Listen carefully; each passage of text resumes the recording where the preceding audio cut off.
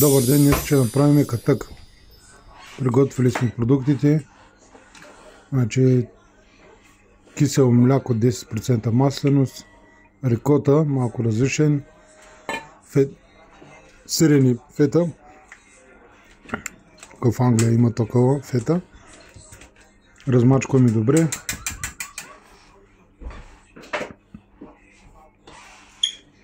Малко черен пипер. Малко сух магданоз.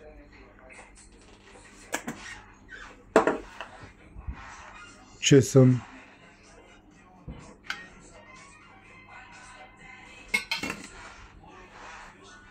Орехи. Обичам орехи. И червен пипер печен. Домашно не е купен.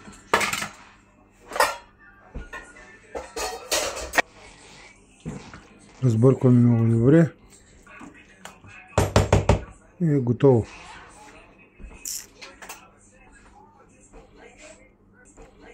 Опитваме.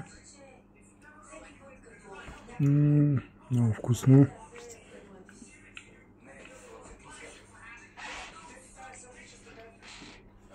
Още един път да добавим нещо, да усетим вкуса. Готово за сервиране.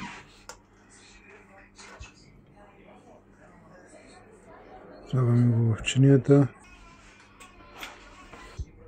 и отгоре слагаме зехтинче. Екстра върджил. И хлебчета. И готово.